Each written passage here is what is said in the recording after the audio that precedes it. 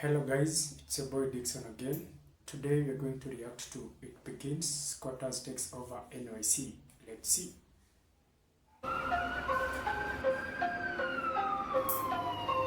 Homes, condos, apartments, all at the center of a growing scam where squatters move in and steal them from their rightful owners. And the worst part about it is it's perfectly legal. You shouldn't be trying to steal my house.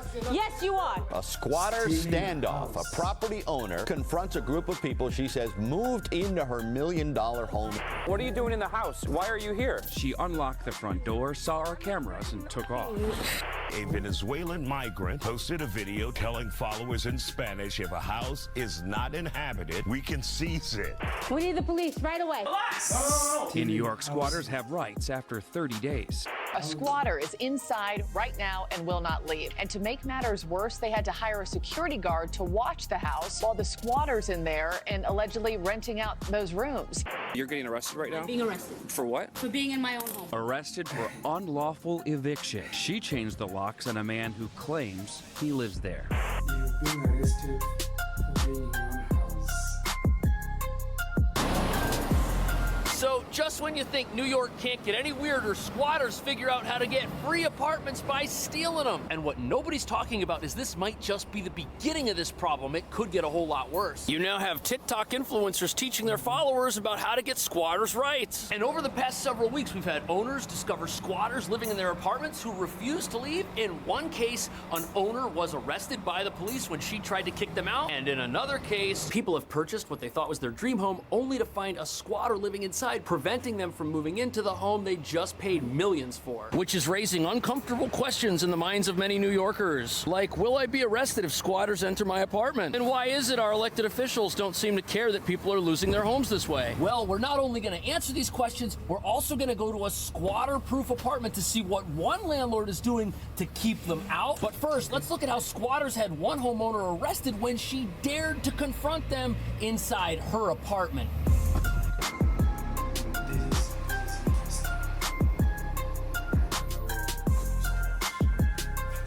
So on this street, we've got some gorgeous NYC homes. Owning them might sound like a dream come true, but if what we're about to look at happens to you, instead it'll be a complete nightmare. I don't know the law. Yeah, there's laws. You shouldn't be trying to steal my house. Yes, you are.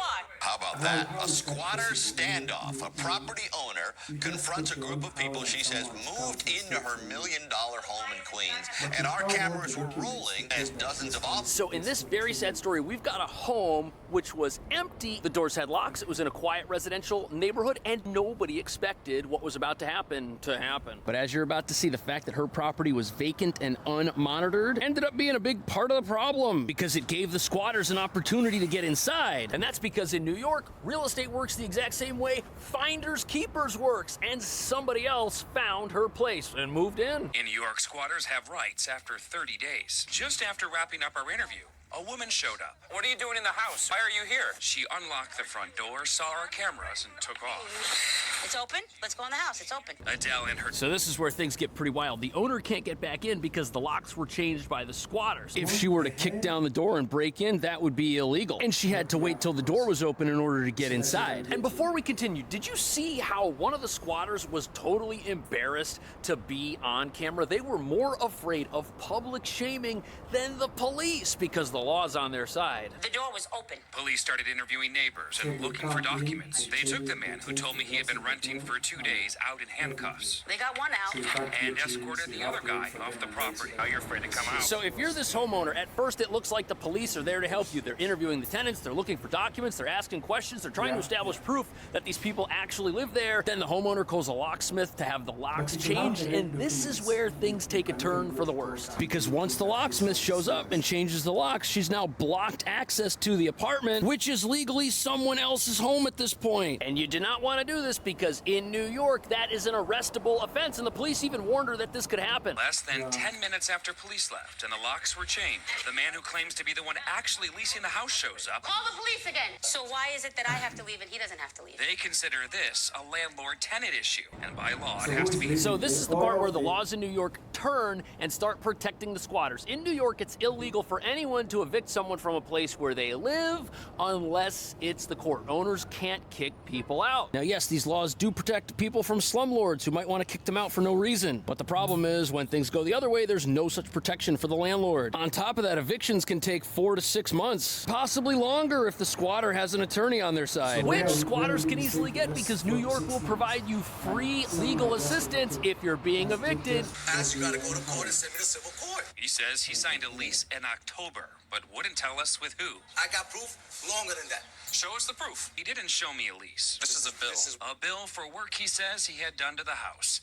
He didn't show police a lease either. Now, to most people, this would be considered breaking and entering, but the breaking in happened over here, and here we are finding out these people live there. It's been 30 days. Now they're the tenant. The length of time changes the definition of something. But critics would say that squatters' rights laws in New York are not new, and as a landlord, she should have known this could happen, and that she should have been monitoring the property to make sure criminals didn't go inside and try to claim it for their own. And as we'll soon see, other landlords are aware of the potential problems that can come with squatters, and they've got things in place to keep them out before something like this happens. But look at how smart these squatters are. So, Adele, you're getting arrested right now? Being arrested. Arrested for unlawful eviction.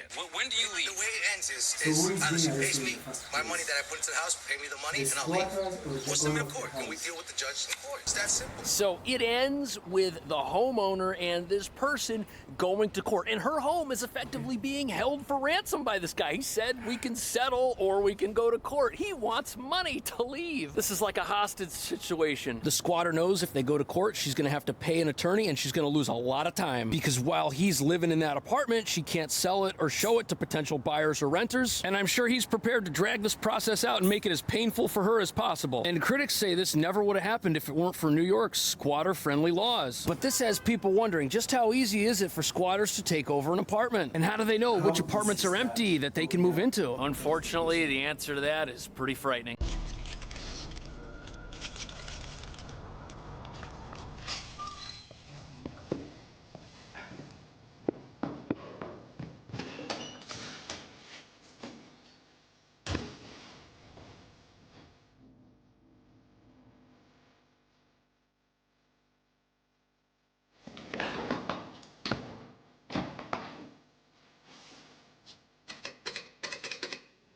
Guess this light's not working, but this is a squatter-proof apartment. It's empty, it's got 3 bedrooms, it's in really good shape. $52.95 is the rent. But $52.95 rent, that's a little bit too high for a squatter, and the landlord has a whole bunch of things going on around here that you don't immediately notice, which are why nobody is able to sneak in here and make this their home and claim that it's theirs. But before we get into what those are, there are a lot of risks associated with having an empty apartment in a lawless city, because if people were able to come in here and stay here for a long time, well, we already just kind of saw how that works out. And to further complicate matters, in order for this place to eventually get rented, it needs to be advertised. People have to put up internet advertisements with photos of all the features, and these websites make you post the real address. That way consumers don't get scammed, which means people could look at the photos, see that it's empty, and try to come by. But this is a rental. It's very well priced. It's going to go very quickly. People are going to be in and out of here every day. Different groups of people. It would be very hard to live in here just as a natural byproduct of how the rental process works. But let's say you've got a sale place that has a big sign out front that says the whole townhouse is for sale. No one's home, obviously. What if that door were left open by a contractor or something? What if some criminal just tried to push it open and get inside? They could. And whereas this place is naturally monitored, plus it's in a building with very good security, with lots of neighbors, and with a landlord who has supers open these empty apartments every single day, the same might not be true of a place that's for sale. It might sit vacant for 2 weeks and then somebody goes and looks at it. But the really frightening component to this is look at what the police asked those people for in that first apartment to see if they actually live there. Police started interviewing neighbors and looking for documents. Show us the proof.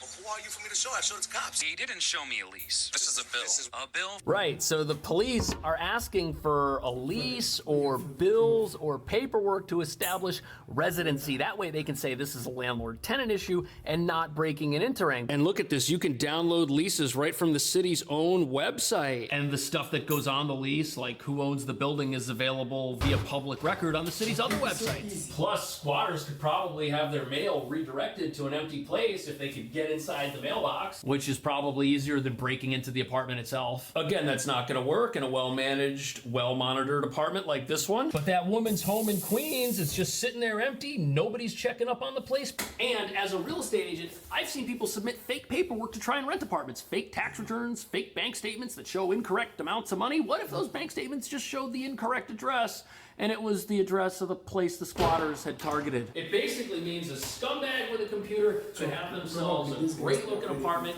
if no one's keeping an eye on it in about 15, 20 minutes worth of work. But the criminals in our last video, they didn't even have proof they lived there. Because they claimed that they lived in the apartment and they had belongings inside, that was enough for police to decide, hey, we don't want to arrest somebody who actually lives somewhere. Let's just kick this over to landlord-tenant court and let the judge decide what's really going on after evidence is submitted for and against, who owns it, who lives in it. But sometimes even a well-managed apartment like this one's not safe. And that's because squatters don't always break into the apartment. Sometimes they've been living in the apartment, paying rent as a legitimate tenant for quite some time, and then their lease expires, or they just stop paying and they stay. Because again, they've been there for 30 days. That's long enough for it to be their home, and then the landlord has to go through the same tenant court process that they would have to do with a squatter who broke in. This is what's known as holdover tenancy, when somebody stays that should have left or moved out. Now, if you think to yourself that housing court records are public and that you could protect yourself by checking housing court records before renting, well, that is now illegal in New York. If you are blacklisted from a place because you went to housing court, you can sue the landlord so they don't check public housing records anymore. Which means that as a landlord, the next person that applies for your apartment could potentially be a squatter, and you are forbidden from turning them down because you think that might be the case. But thankfully, there might be some hope on the horizon because new laws are in the works that could prevent squatters from stealing apartments. But critics are worried they might not be tough enough to work.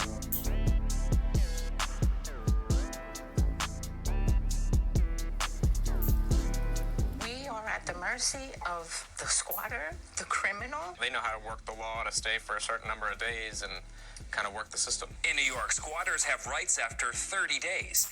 That means the property owner can't change the locks on them, can't remove their belongings, can't cut off the utilities. So before we talk about what the proposed changes are, did you see that requirement about removing belongings? I know someone who rented an apartment, and when they were in the process of moving out, apparently they weren't fast enough because their landlord moved all their stuff out of the apartment and put it on the street. That is actually illegal. You can't take someone's stuff out of an apartment, even if you own it, and get rid of it, even if they tell you that they're moving out. And what my friend ended up doing was they got a judgment from a court against their landlord, who then had to pay for all their moving expenses and buy them new stuff. But at the end of the day, this is just another law that squatters are having a field day with. His newly filed bill is pretty simple.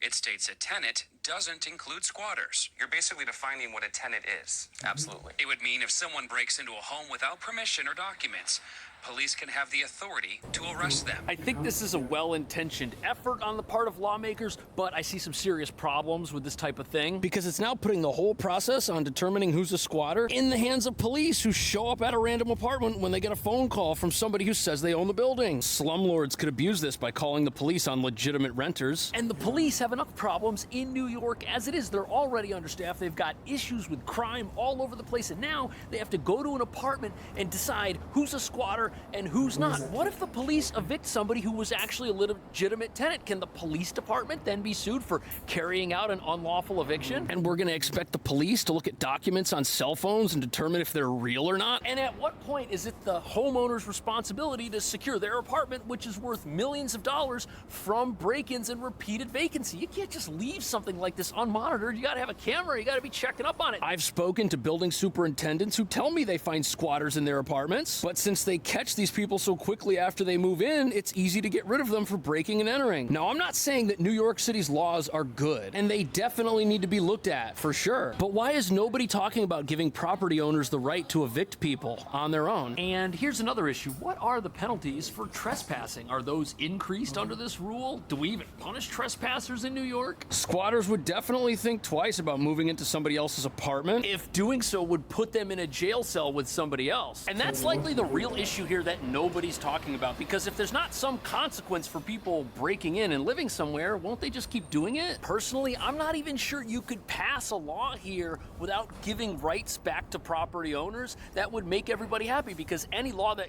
declares somebody as a squatter is going to be abused by somebody, and then that law is going to have to change. What do you think the city should do to keep bad guys out of good people's apartments? Let me know. Thanks for watching. I'll see you in the next video. Ooh, squatters, tenants, homeowners, that is just a mess. I think the government should just get away of working with this case, because if these guys are breaking into these houses, they are confident they have some fake documents, and then the homeowners, they also having their documents. I don't know why it's taking too much time and why we have some scrambles on all these stuffs. They just need to go to the court and decide who is the owner of the real house, and that matter should be solved. Anyway, thank you for watching. See you in the next video.